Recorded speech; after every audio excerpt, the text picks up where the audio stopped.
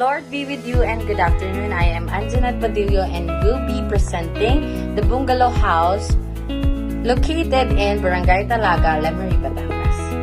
The location of our site or the bungalow house is in between Mayasang Barangay Hall and Shanti Wellness Center. And for the next slide is the perspective drawing of the proposed building. In the perspective drawing, it is a 3-point perspective that shows the front elevation and the left side elevation of the bungalow house. For the site development plan, it is shown the estimated lot area of the bungalow house, which has 110 square meters, and the property line is the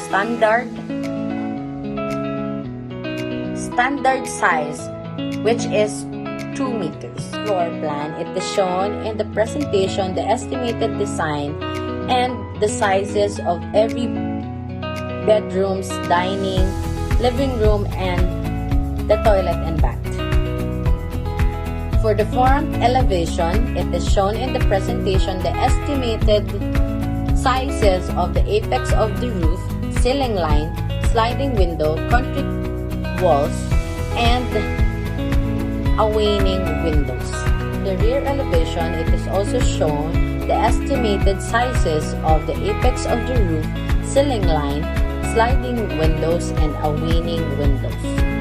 It is very important to know every details of the house so you could estimate the cost and the prices of every windows, roofs, and concretes that you'll be needing, or left side elevation. It is also shown in the presentation the estimated apex of the roof, ceiling line, sliding window, and awning windows that you'll be estimated. Po si Hans Brent Ilagan de Leon at naririto po ako upang ipaliwanag ang kanang bahagi ng elevasyon ng aming bahay.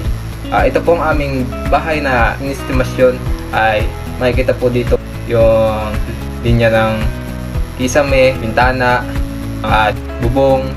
Makikita nyo po dito sa kanang bahagi ng elevasyon ang mga detalye at napakahalaga po nito sa mga mag-iestimasyon ng bahay na ito, lalo na at mapapadali sila ma-estimasyon ang mga materyales ng bahay at makakatulong po sa mga manggagawa dahil nakikita po nila yung kanang bahagi ng elevasyon. Ang sunod po ay ang pahala na section. So, makikita nyo po dito na yung pagputol po na pahalang na section. Yun nga po, makikita nyo po dito yung mga disenyo ng mga pader, disenyo ng mga palapag. Makikita nyo po mga iba't ibang struktura, kagaya ng mga bintana, pinto, higaan, o anumang struktura ang nasa section na ito. At dito naman po ay section po ng pahaba. Makikita nyo naman din po dito ay yung binanggit ko po kanina sa section na unang nabanggit ko ay dito naman po sa section ng pahaba ay makikita nyo din po yung mga detalye dito. Iba't ibang detalye po, mga kubeta, yan po, ganan. Makikita nyo po mga bintana, yan po, pader, sa inyo po ng mga palapag. Yan po, yan yung section ng pahaba. Pundasyon na plano. Ayan na nga po. Makikita nyo po dito ang mga pundasyon po. O kung ilan pong pundasyon at madali pong ma-estimation ito dahil nakikita kung ilan ang mga pundasyon. At napakahalaga nga po ng pundasyon dahil kung sa tao nga po, ito po ay buto. Nagsisilbi po ito, kumbaga po ay kung wala po tayong buto ay napakalambutin natin, di ba po, parang di man po tayo titindig ng makakatindig kung walang buto. Kaya po ang pundasyon po ay napakahalaga sa isang construction. Po detalye at schedule. Makita niyo po dito ang colon, pundasyon, schedule, yun nga po C1, F1, mga detalye po, mga section, elevasyon, yun po. Makikita nyo po dito yung mga detalye at mga schedule. Napakahalaga po nito upang napadali ang mga estimasyon, dahil kung wala po ito, mahihirapan po mag-estimasyon sa isang plano o bahay. At mas mapadali po nito dahil nandito na po yung mga kailangan sundin. Plano ng bubong. Napakahalaga po nito dahil kung wala pong plano ng bubong ay hindi po natin malalaman kung paano lalagyan ng bubong. Hindi po natin malalagyan ng bubong kapag walang plano. Kaya po napakahalaga ng plano, lalo na sa mag-estimate ng bahay, at lalo na po sa manggagawa upang magawa ng bubong, malagyan ng bubong ay kinakailangan po ng plano. Dito naman po yung detalye ng mga bintana.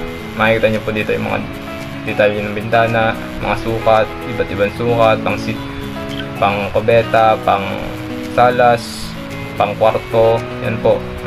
Makikita nyo naman po dito ang detalye ng mga pintuan. Yan po, makikita nyo po yung mga sukat.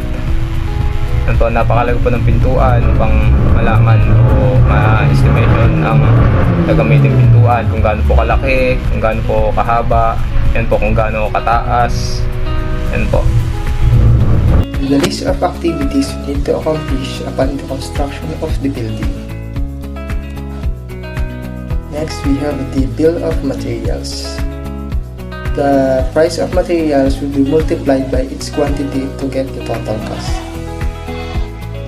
Bill of materials number 2 and 3. Then we have the labor cost. And this is our documentation of canvassing of materials. Lastly, the estimated price of the building is approximately 2,427,462 pesos. That's all. Thank you.